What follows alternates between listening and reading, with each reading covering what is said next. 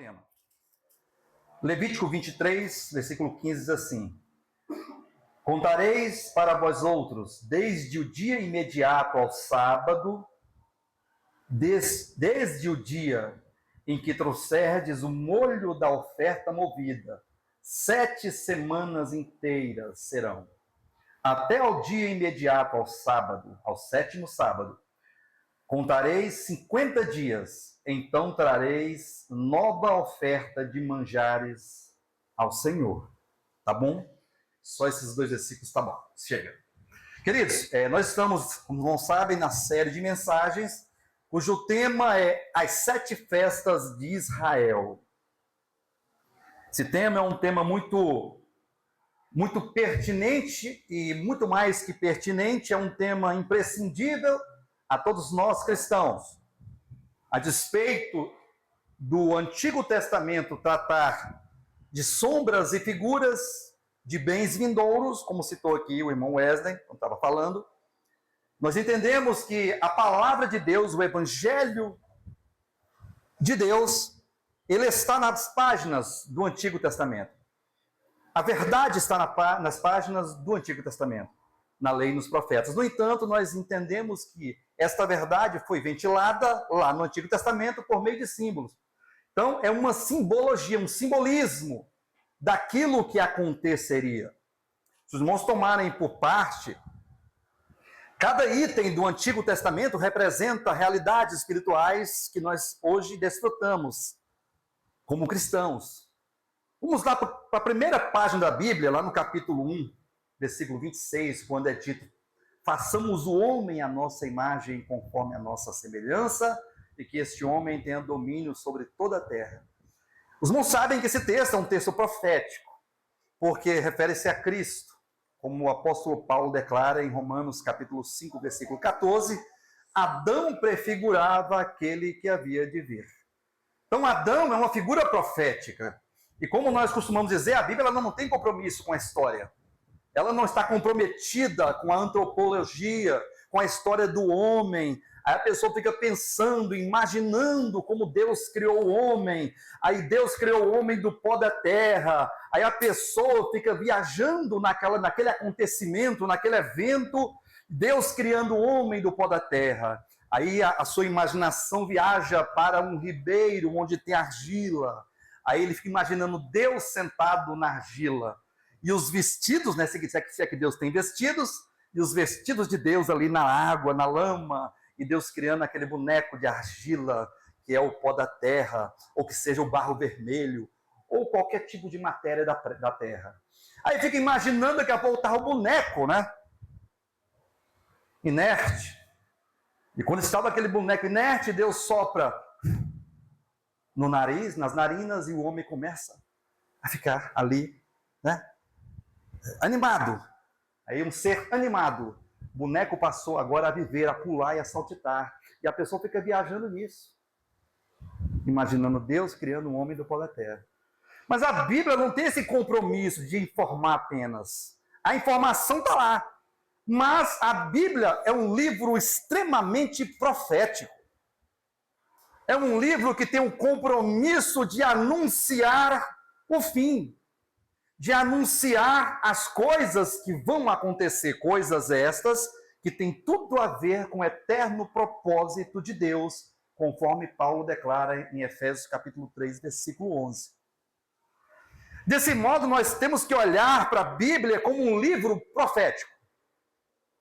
Um livro que pré-anuncia as coisas que vão acontecer. E com as festas de Israel não é diferente. As festas pré-anunciam o que vai acontecer. As festas de Israel, as 7 festas de Israel, hoje estamos aqui na festa de Pentecostes, a quarta, né? Pentecostes, elas estão anunciando o futuro.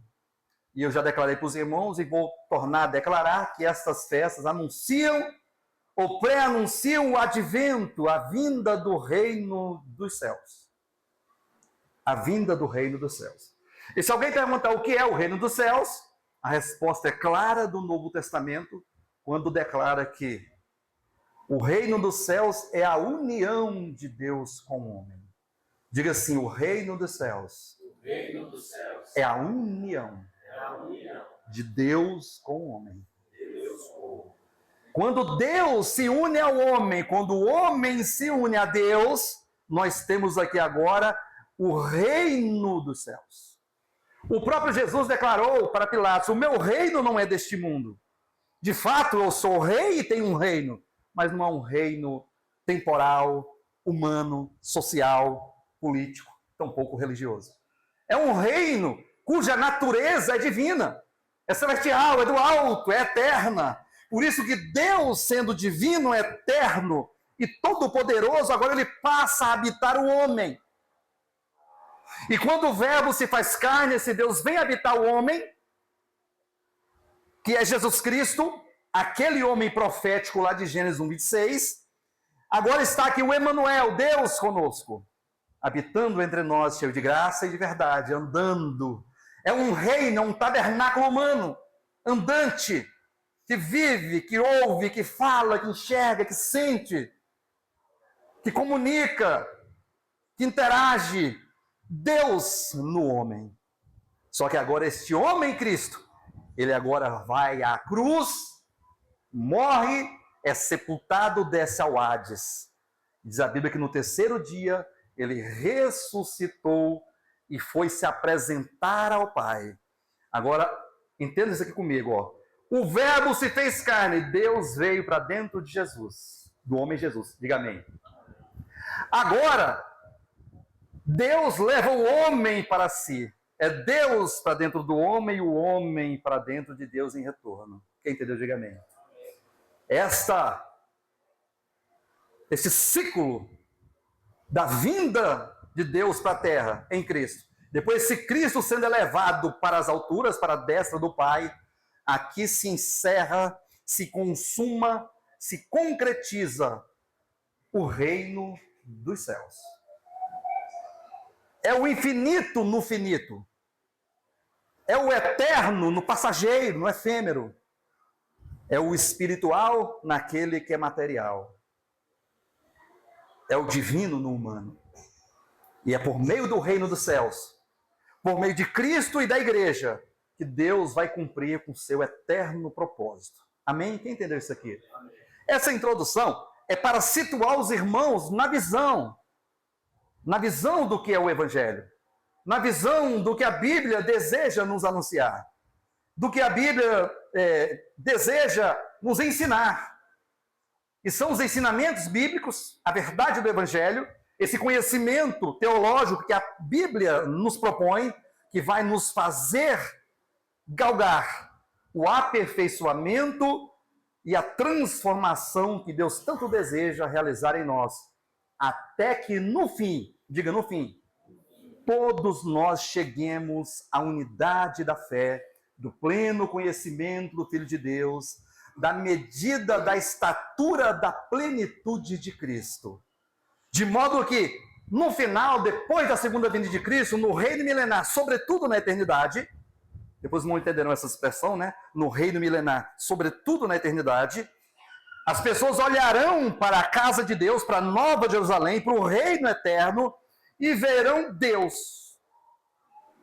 E verão Cristo. Todos nós que somos cristãos chegaremos à mesma estatura de humanidade de Cristo. Quando o pecado foi erradicado de nós. Quando o pecado for tirado de dentro de nós.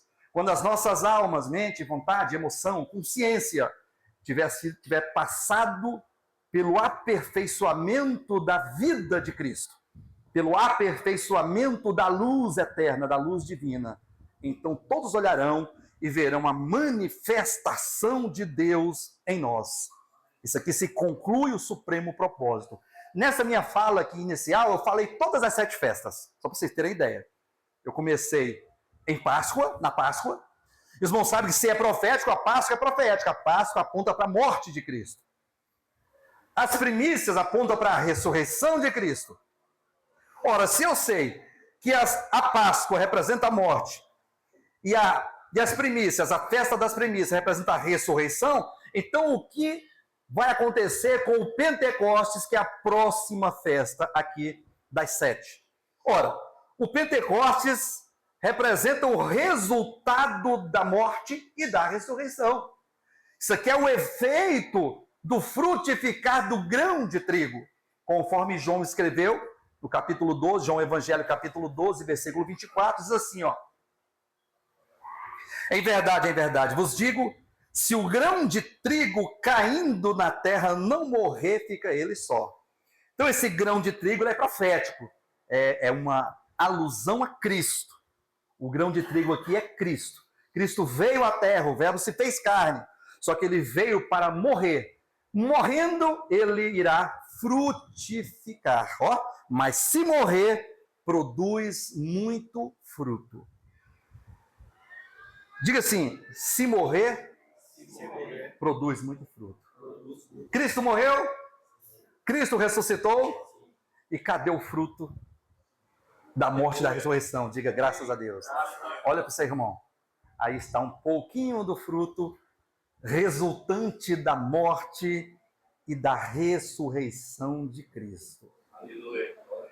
Queridos, o sangue que é a morte compra os materiais. Sabia que Deus, para construir esta casa, esta habitação eterna, precisa de materiais, né? Para ele constituir o reino dos céus, precisa de materiais. E os materiais são os seres humanos, começando por Cristo, por Jesus, e depois por todos aqueles que foram eleitos por Deus e chamados e regenerados pela vida de Cristo. É Cristo e a sua descendência. É Cristo e a sua multiplicação. Ora, entenda, Cristo multiplicou-se. Cristo, ele não permaneceu só. Se ele não morrer, fica só. Mas Deus determinou que Cristo não fosse um só. Cristo é um coletivo de pessoas. Este Cristo, que é o reino dos céus, que é a cabeça da nova criação, é uma unidade coletiva. Parece um paradoxo, né? Como é que é uma unidade, mas é coletiva? Como é que é um, mas são muitos? Mas é assim, esse é o mistério da multiplicação. Isso aqui representa a casa de Deus. A casa de Deus é só uma, mas composta de muitas moradas. Ó, cada um que está aqui é uma morada. Aqueles que estão em casa, que creram. Os cristãos de toda a era cristã, desde o primeiro século até o final dos tempos, todos esses cristãos compõem a casa de Deus.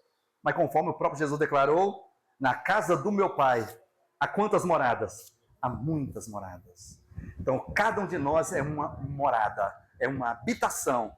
E todos nós juntos compomos a habitação de Deus, a casa eterna, o tabernáculo eterno de Deus. A última festa, a festa dos tabernáculos, só para vocês terem ideia. De modo, queridos, que o frutificar do grão de trigo, ele começa com a morte, com a ressurreição e com Pentecostes. Não se esqueça de que o reino dos céus, ele só acontece no Pentecostes. Atos capítulo 2, versículo 1. Verifique comigo aqui, ó. Olha o que diz. Ao cumprir-se o dia de Pentecostes. Tem que cumprir o dia de Pentecostes. Qual é o dia de Pentecostes? Contando desde a ressurreição de Cristo, 50 dias. Então, esses 50 dias, penta vem de 50, de 5, né? No caso, 50. Esses 50 dias, cumprindo os 50 dias, aí nós temos o Pentecostes de Atos capítulo 2. Eles é ali que se inaugura o reino dos céus. É ali que se inaugura a casa de Deus. É ali que se inaugura o corpo de Cristo, o novo homem. Os irmãos, não se esqueça que quando Jesus ressuscita, primícias, ele ressuscita, aparece para os seus discípulos, está lá em João capítulo 20, versículo 19, salvo engano. Olha só, João capítulo 20, versículo 1, depois a gente lê o 19. Diz assim, ó: no primeiro dia da semana, Maria Madalena foi ao sepulcro de madrugada, sendo ainda escuro, e viu que a pedra estava removida. Porque é o dia da ressurreição, quem entendeu? Antigamente. Então, domingo de manhã cedo, madrugada, era escuro ainda, vamos colocar assim, vamos considerar que 5 da manhã, 4 da manhã, bem de madrugadinha, quando ela chegou lá, a pedra tinha sido removida. Jesus não estava mais lá, havia ressuscitado, certo? Agora, olha só o versículo 19, João 20, 19. Ao cair da tarde daquele primeiro dia da semana, ou seja, ele ressuscitou no domingo de madrugada, sim ou não? À tarde desse domingo, passou o dia todo. Olha o que aconteceu. Trancadas as portas da casa onde estavam os discípulos com medo dos judeus, veio Jesus e pôs-se no meio deles e disse-lhes: paz seja convosco. É o primeiro momento que Jesus aparece aos discípulos, depois da ressurreição. Paz seja convosco. E dizendo isto, lhes mostrou as mãos e o lado. Mostrou as mãos feridas e o lado aqui. Então alegraram-se, portanto, os discípulos ao verem o Senhor. Disse-lhe, pois, Jesus outra vez: paz seja convosco. Assim como o Pai me enviou, eu também vos envio. E havendo dito isso, soprou sobre eles, dizendo-lhes: recebei o Espírito Santo. Atenção, o Espírito Santo, ele é comparado na Bíblia, no Novo Testamento, sendo mais específico em João capítulo 7, a partir do versículo 37 em diante, não precisa ler o texto, que é comparado a uma fonte de águas vivas. O Espírito Santo é comparado a um rio de águas vivas. E disse Jesus naquele texto que aqueles que crescem nele, estas águas seriam uma fonte a jorrar para a eternidade. Do interior deles fluiria uma fonte de águas vivas que jorraria para a eternidade. Então veja que na ressurreição, domingo à tarde, quando ele aparece aos discípulos, ele sopra o Espírito Santo para dentro, diga dentro, dos discípulos. Isso aqui aponta para o momento inicial da nossa fé, o novo nascimento. O momento que você creu, que você confessou, você foi regenerado. Esse aqui é o novo nascimento. O Espírito Santo vivendo, habitando, Deus triuno habitando dentro de você. No seu espírito, no espírito humano. Isso é o novo nascimento, é o primeiro passo. Agora já tem filhos regenerados. Filhos, soltos, separados com a natureza de Deus dentro deles. Amém? Esse é o primeiro passo da união com Deus. Eu falei que o Deus unido ao homem é o reino dos céus. Só que agora Deus olha para essa situação no dia da ressurreição e vê ali indivíduos isoladamente um do outro. E ele não quer indivíduos, ele quer um só corpo, ele quer um só reino, ele quer uma só casa. É por isso que precisamos agora do Pentecostes. O próximo passo agora é 50 dias depois da ressurreição, 50 dias depois do novo nascimento. Agora vem o batismo com o Espírito Santo. Está lá em Atos capítulo 2. Não vou ler Atos capítulo 2, não é a minha intenção de explicar sobre o batismo com o Espírito Santo e sobre os eventos que ocorreram naquela ocasião. Em outro momento, sim, o faremos se for necessário, se Deus permitir. Mas o importante é entender que ao cumprir-se o dia de Pentecostes, Atos capítulo 2, versículo 1, disse o texto que estavam todos reunidos no mesmo lugar. E de repente veio o Espírito Santo foi derramado sobre aqueles que estavam ali, e todos ficaram cheios do Espírito Santo e passaram a falar em novas línguas e a profetizar. Os irmãos estão entendendo isso aqui? Veja que agora é diferente. Aquele sopro de Cristo, assim, receber o Espírito Santo para dentro, agora é um som como um vento impetuoso, diz a Bíblia, que encheu toda a casa, aquele cenáculo, aquele lugar que estavam reunidos. É diferente, agora já não é mais para dentro. Agora é um vento que enche toda aquela casa. E o batismo com o Espírito Santo significa sermos batizados para dentro do Espírito Santo. Diga, dentro do Espírito Santo. O primeiro momento do novo nascimento é o Espírito Santo para dentro de nós. Agora o batismo com o Espírito Santo é nós. Diga, nós. Todos nós para dentro do Espírito. Formando assim um só corpo com Deus. Quem entendeu, diga amém. Não se esqueça que batismo no Novo Testamento, do grego baptizo, quer dizer imersão. Então, se você quiser falar de batismo conforme os termos neotestamentários, você tem que falar sobre imersão. Não se fala de batismo nos termos neotestamentários, não se fala de batismo de aspersão, como quem chega e borrifa água, sem entrar em questões particulares de outros irmãos, de outros cristãos. Não queremos falar sobre isso. Mas queremos dizer que quando a Bíblia fala de batismo, é imersão. Então, se você quiser ser batizado, você tem que ser imergido dentro da água. Batismo com água, ser colocado dentro da água, imergido todo dentro da água.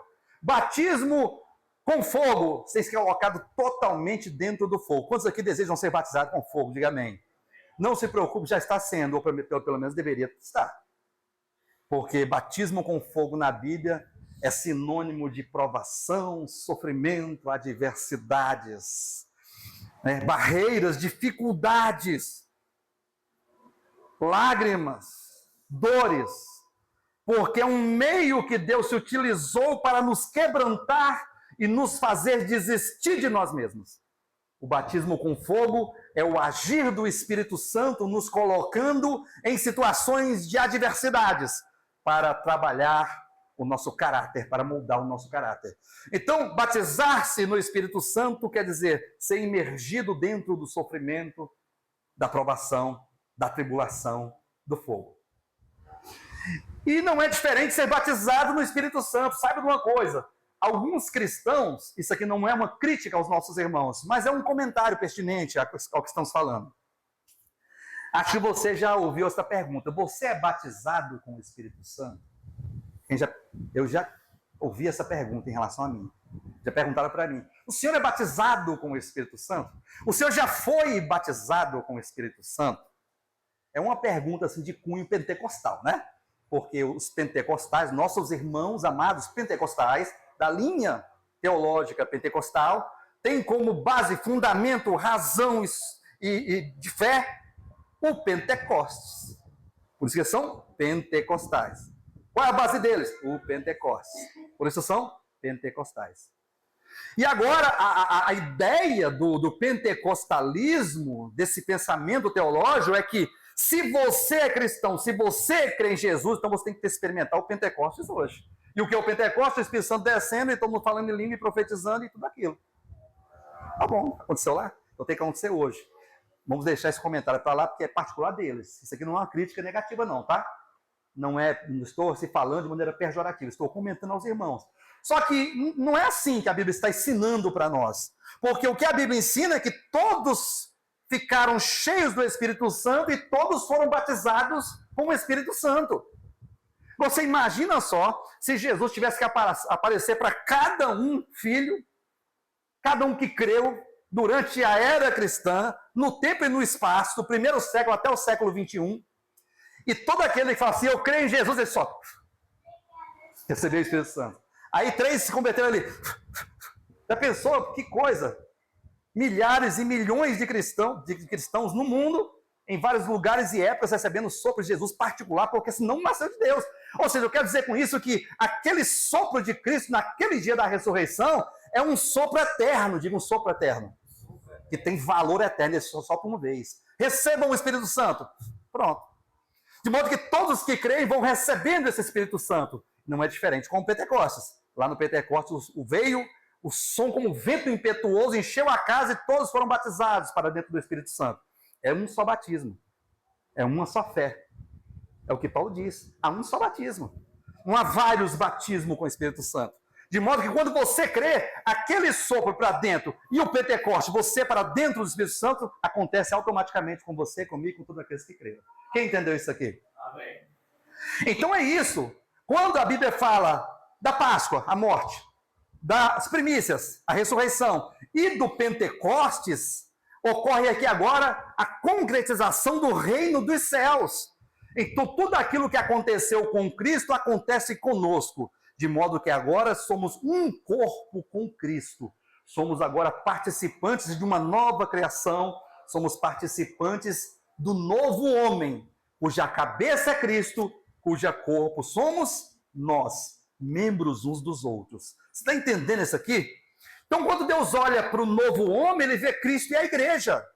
É a união do homem com a mulher. Os irmãos se lembram quando profeticamente foi falado lá em Gênesis capítulo 1, façamos o homem a nossa imagem, conforme a nossa semelhança e tal.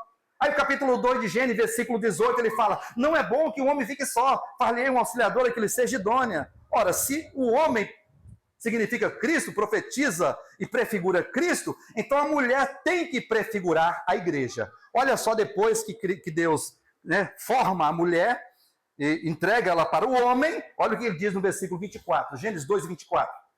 Por isso deixará o homem seu pai e a sua mãe, e se une à sua mulher, tornando-se os dois uma só carne. Esse versículo é um versículo bastante conhecido no nosso tempo, sim ou não? Que é um versículo lido nos casamentos. todo casamento é falado. Por isso deixará o homem seu pai e a sua mãe, e se unirá à sua mulher, e então se tornarão os dois uma só carne. Sim ou não? Mas olha como que a Bíblia não está falando do homem e da mulher e do casamento. Está falando de uma visão muito maior. Efésios capítulo 5, versículo 31. Olha só a revelação da Bíblia.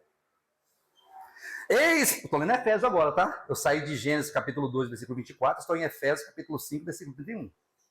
Eis porque deixará o homem seu pai e a sua mãe, e se unirá à sua mulher, e se tornarão dois uma só carne. Você está repetindo o versículo de Gênesis 2, 24. É isso mesmo? Sim ou não? Eu estou repetindo lá? Paulo, como um bom apologeta, com aquele que entendeu a verdade, entendeu o evangelho, pelo ensino do próprio Jesus pessoalmente, ele identificou que aquele homem é profético, aquela mulher é profética, e que esta união do homem com a mulher é profética. Tanto é que ele toma emprestado lá o texto de Gênesis capítulo 2, versículo 24, traz aqui para Efésios capítulo 5, versículo 31, e agora ele vai explicar o mistério, versículo 32. Grande é esse mistério. Que mistério? A união do homem com a mulher. Grande é esse mistério da união. Mas eu me refiro a Cristo e à igreja. Diga graças a Deus. Então veja como que Deus, ele caminha nas páginas de maneira progressiva, nas páginas da Bíblia, até encontrar o seu objetivo final, que é a formação do novo homem, Cristo e a igreja, o reino dos céus.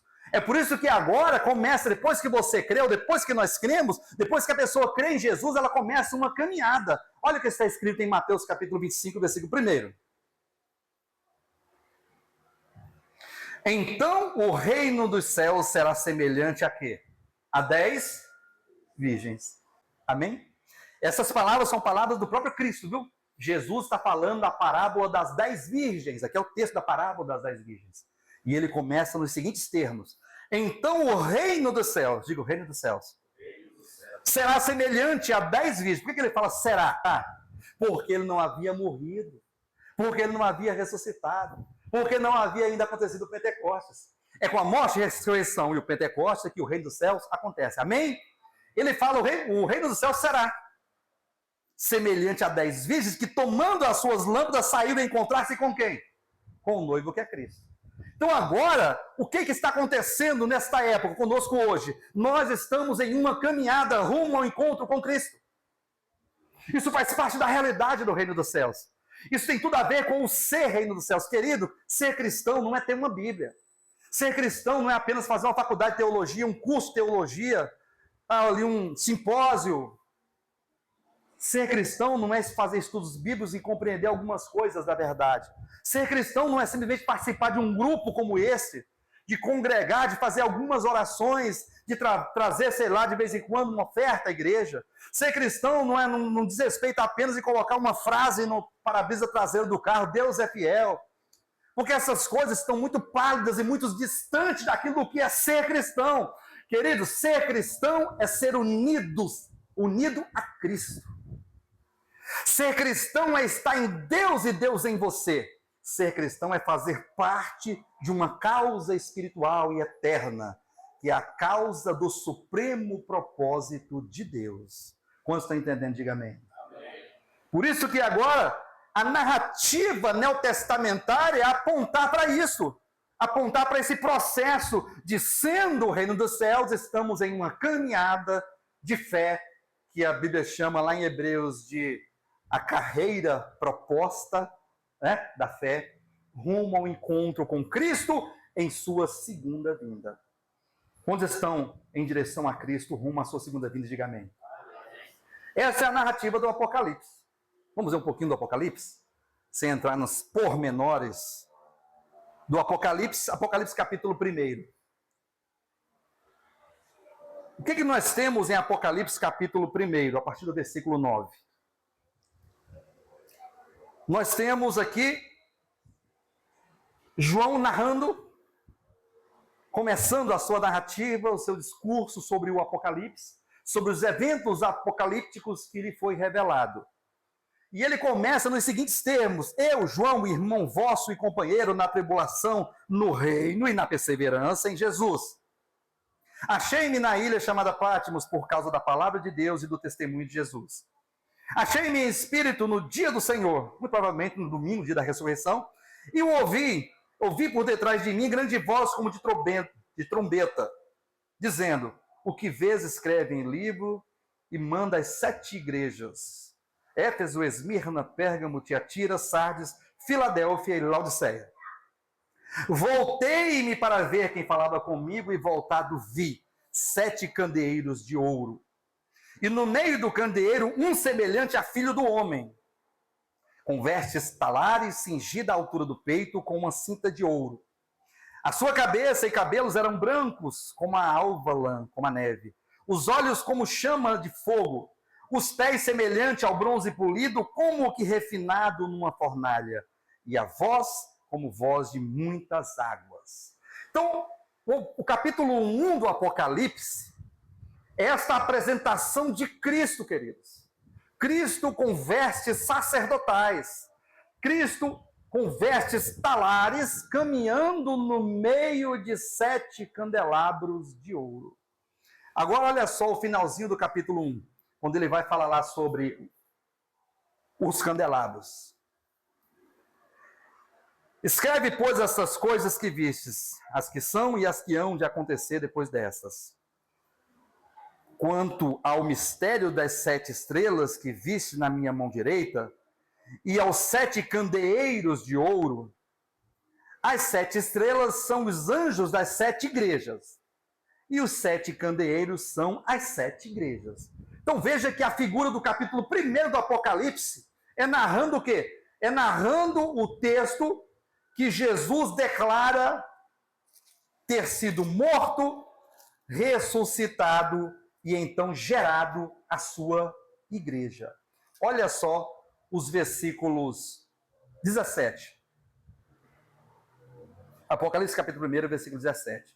Quando o vi, quando ele voltou-se para trás e viu, né, o Cristo glorificado, com aquelas características. Quando o vi, caí aos seus pés como morto.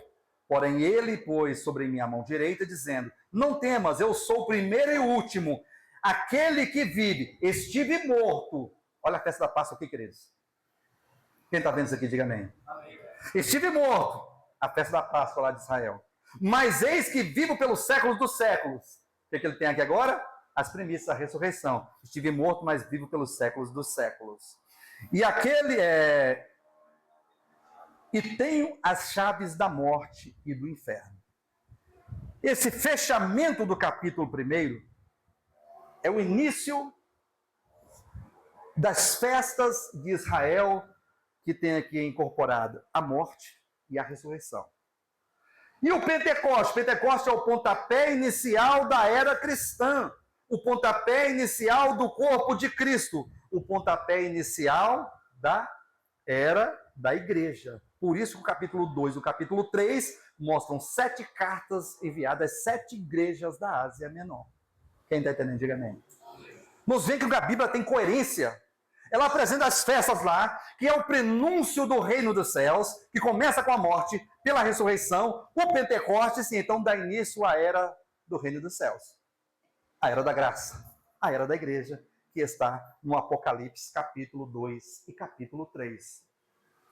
Isso é tão verdade que no finalzinho, na última carta, a carta à igreja em Laodiceia, lá no versículo 20, diz assim, ó: eis que estou à porta e bato.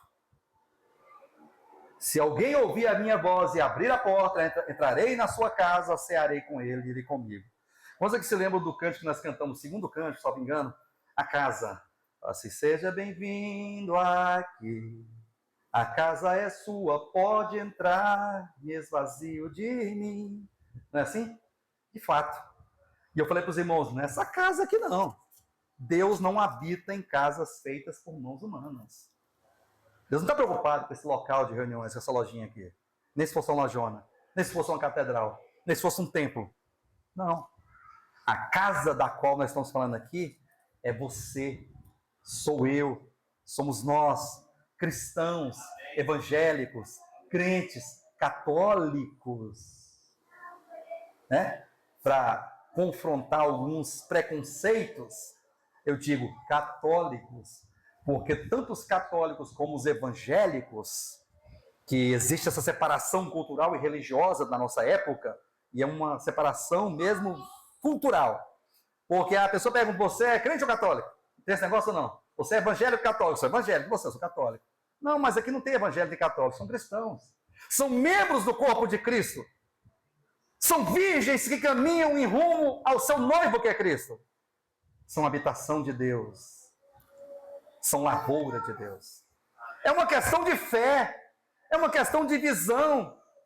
É uma questão diferente de perspectiva teológica. Os católicos creem numa coisa, os evangélicos creem em outra. Os próprios evangélicos não creem na mesma coisa, queridos. Se você fizer uma pesquisa de campo aí nas igrejas evangélicas, entra num meio pentecostal, num meio que é reformado, e outros que nem são reformados, nem são pentecostais, são de outra linha, você vê que existe diferenças de pensamento. Mas as diferenças de pensamento não destrói, não desfaz a verdade e a realidade que somos membros do mesmo corpo, membros do corpo de Cristo. E então vivemos na época do Pentecostes. Não sabia que o Pentecostes é um tempo, não é um dia, o dia de Pentecostes. Quem sabia disso aqui? Pentecostes não é um dia. Pentecostes é lá, Atos capítulo 1, 2, versículo 1, viu? O dia de Pentecostes. Só que esse dia de Pentecostes é um tempo que a Bíblia chama de os últimos dias. Olha aqui, Pentecostes, Efésios, perdão, queridos. Atos capítulo 2, versículo 1. Ao cumprir-se o dia de Pentecostes, ocorreu tudo aquilo, né? Agora olha só o versículo 14. Depois que aconteceu o evento, depois que a casa ficou cheia daquele vento impetuoso, depois que todos ficaram, né, cheios do Espírito Santo, depois que ocorreu aquele evento sobrenatural, muitos ficaram zombando deles, dizendo, está todo mundo bêbado, embriagado, não é possível uma coisa dessa. Aí olha só o que Pedro fala, o discurso de Pedro após o evento, versículo 14. Então se levantou Pedro com os 11, e erguendo a voz, advertiu-os nesses termos: varões judeus e todos os habitantes de Jerusalém, tomai conhecimento disso e atentai nas minhas palavras. Esses homens não estão embriagados como vides pensando, sendo esta a terceira hora do dia. Gente, é 9 horas da manhã, gente. Não pode estar todo mundo bêbado 9 horas da manhã. Gente, cuidado. É a terceira hora do dia. Está muito cedo para você se embriagar. Mas, versículo 16. O que ocorre aqui é o que foi dito por intermédio do profeta Joel. Joel já havia profetizado o Pentecostes.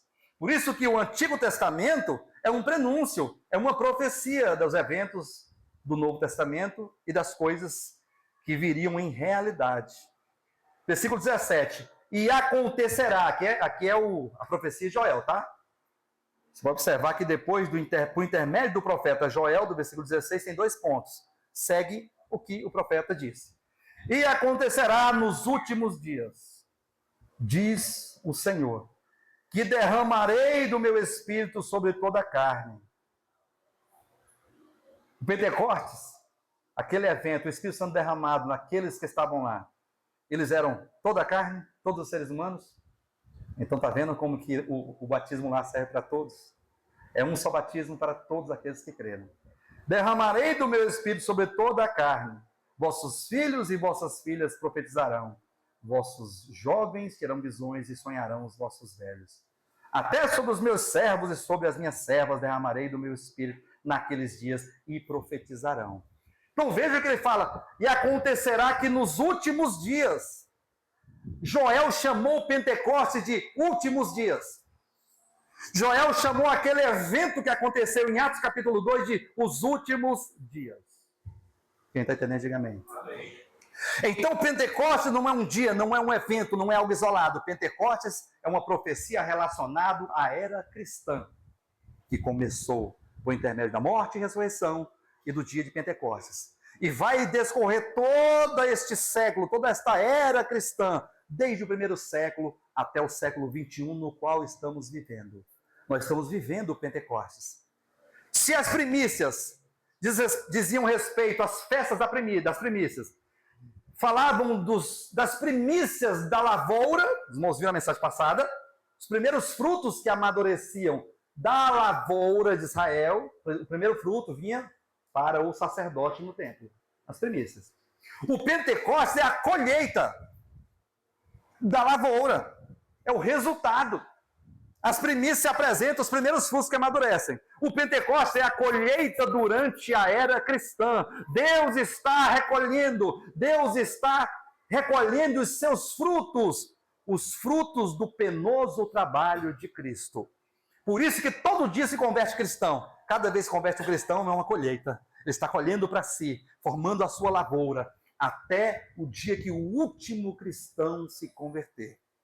Quando o último cristão se converter, então se encerra o Pentecostes, se encerra os últimos dias, se encerra então a era cristã e dar-se início à última semana de Daniel, capítulo 9. Quem entendeu, diga amém. Portanto, estamos falando e falamos hoje sobre o Pentecostes. E o que é o Pentecostes? Uma era. Que era essa? A era do aperfeiçoamento. A era em que Jesus está falando à porta dos corações, quando ele declara em Apocalipse capítulo 3, versículo 20, eis que estou à porta e bato. Atenção, estou terminando. Eis que estou à porta e bato. Se alguém ouvir a minha voz e abrir a porta, entrarei na sua casa, cearei com ele e ele comigo. Quem tem ouvido, ouça o que o Espírito diz às igrejas. Então, o que é a era do Pentecostes, colocando em miúdos, diz respeito a toda a era cristã, que começa desde o Pentecostes, de Atos capítulo 2, até o início da última semana de Daniel, que está relacionado somente aos judeus. A profecia das 70 semanas é uma profecia relacionada a Israel. Por isso que depois da era cristã, depois da era dos últimos dias chamada Pentecostes, depois da era da graça, vai dar-se início ou retomar a contagem da profecia das 70 semanas. Jesus está falando na porta do nosso coração. É um tempo em que nós, comparado a virgens que tomando as suas lâmpadas saíram a encontrar-se com o noivo. Queridos, é tempo de aperfeiçoamento. E ele fala, eis que estou à porta e bato. Não é a porta dessa loja aqui não, é a porta dos nossos corações. Ele está batendo na porta do seu coração, do meu coração, do nosso coração. E ele está falando. Por isso ele diz, quem tem ouvidos, ouça o que o Espírito diz. Mas não são esses ouvidos naturais. Porque quem tem ouvido natural ouve o que quer e o que vem de som, ou de sons, ou de ruídos, ou de palavras, ou de coisas. Mas ele fala de um ouvido espiritual que só é possível ouvir por meio da fé. Ele está falando aos nossos corações. Jesus está batendo na porta do meu coração e do teu coração, querendo que nós entendamos a sua fala, que nós atentemos para aquilo que ele está falando e então lhe abrimos a porta do coração para que ele entre na nossa vida. Portanto, a era do Pentecostes, a era cristã, é um tempo de aperfeiçoamento por meio do bater a porta, por meio da palavra de Cristo. Esse bater da porta é Cristo falando aos nossos corações. Amém, queridos? Então, olha que tempo nós vivemos. Vivemos no tempo do Pentecostes. Vivemos no tempo da era cristã, que é chamado de os últimos dias, o tempo em que Deus fala conosco por intermédio da palavra de Cristo. E aquele que tem ouvidos para ouvir, que ouça, porque é o ouvir da palavra de Cristo, é o ouvir, o receber da palavra de Cristo, que será constituído em nós o Espírito de Cristo, a natureza de Cristo. É por meio da palavra de Cristo que a nossa mente, vontade, emoção, que a nossa consciência vai sendo moldada pela verdade do Evangelho. E esse moldar da verdade do Evangelho vai nos fazer experimentar uma vida de transformação no dia a dia. De um pai que não é muito bom para um pai melhor. De um cristão mais ou menos religioso para um cristão melhor a cada dia. uma mãe melhor a cada dia, um filho melhor a cada dia, um cidadão melhor a cada dia, um vizinho melhor a cada dia, um irmão, um cristão melhor a cada dia. Porque quando chegar o momento do final do Pentecostes, haverá o final da colheita. E Deus vai colher, vai arrebatar os cristãos vencedores. Aqueles que ouviram a voz e abriram a porta do coração. Quem entendeu, diga amém.